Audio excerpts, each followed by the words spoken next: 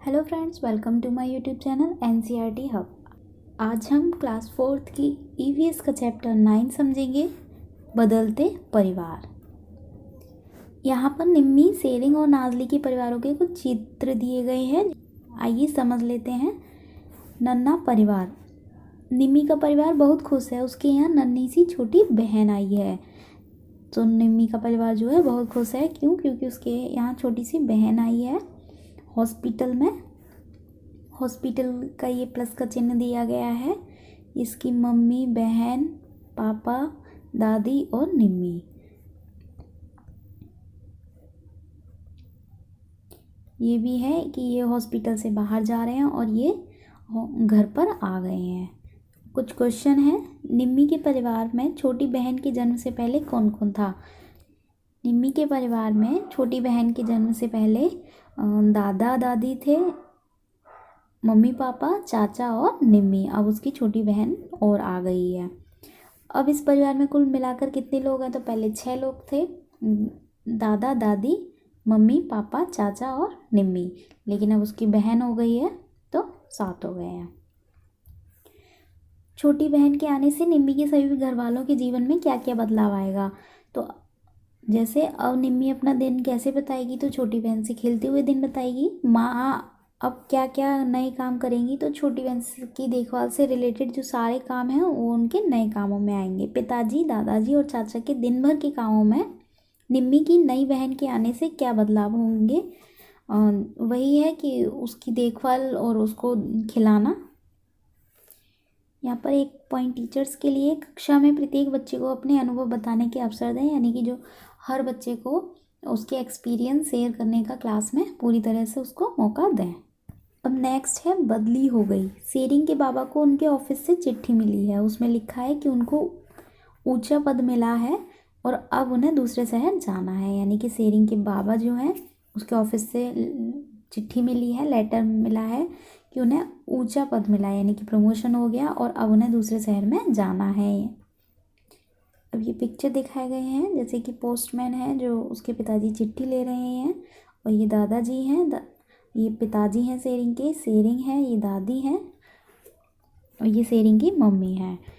सोचो, जब सेरिंग के बाबा ने अपने घर वालों को चिट्ठी दिखाई तो घर के अलग अलग लोगों को कैसा लगा? तो सभी लोगों को खुशी हुई होगी। अब यहाँ पे पिक्चर्स में दिखाया गया है, ये दादाजी, दादी और ये सेरिंग की मम्मी पैकिंग कर रहे हैं और ये सभी जा रहे हैं दूसरे शहर, जबकि सेरिंग की मम्मी पापा नहीं जा रहे हैं। पापा की बदली होने के कारण सेरिंग के परिवार में क्या क्या बदलाव आएगा? जैसे कि सेरिंग के परिवार में कौन कौन उसके पापा के नए घर में रहेंगे? सेरिंग है, सेरिंग की मम्मी और पापा और उसकी बहन। सेरिंग अब किस स्कूल में जाएगा? तो नए स्कूल में जाएगा। क्या सेरिंग के दोस्त बदलेंगे? तो ज़रूर बदलेंगे। आगे देख लेते हैं।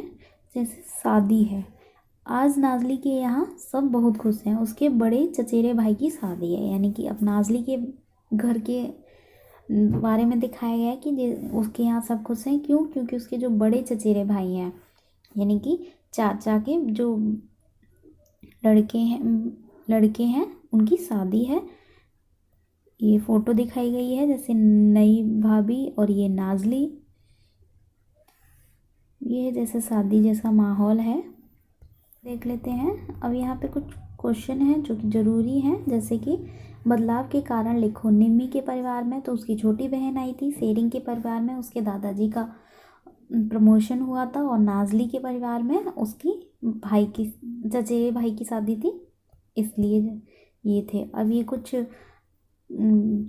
टेबल हैं जो कि बच्चों के लिए है। अब यहाँ पे एक छोटा सा पॉइंट टीचर्स के लिए दिया गया है। बदलाव जिंदगी का हिस्सा है। इन बदलावों का बच्चों पर गहरा असर हो सकता है, इसलिए ये आवश्यक है कि इस चर्चा को संवेदनशीलता से करें। तो यह है कि जिंदगी का जो एक मेन हिस्सा है बदलाव, और इन बदलावों का बच्चों पर बहुत गहरा असर होता है। जैसे कि किसी के पिताजी का पोस्टपोन हुआ है तो उसे वहाँ स्कूल भी चेंज करना होगा, वहाँ का एनवायरनमेंट भी चेंज होगा, जिसका प्रभाव बच्चे पर ज़रूर पड़ेगा। और जैसे कि घर में कोई नया मेंबर आता है, जैसे कि नाजली की भाभी आई थी, तो इसका भी बच्चों पर गहरा प्रभाव पड़ता है। बहुत सी ऐसी लड़कियां हैं जिनकी शादी 18 साल की आयु से पहले ही कर दी जाती है। तो यहाँ बताया गया है कि बहुत सी ऐसी लड़कियां हैं जिनकी जो शादी ना 18 साल की एज से पहले ही कर दी जाती है। इनमें से बहुत सी लड़कियों को तो स्कूल भी छोड़ना पड़ता है, यानी कि कुछ पढ़ रही होती हैं लेकिन उन्हें शादी के कारण स्कूल को छोड़ना पड़ता है।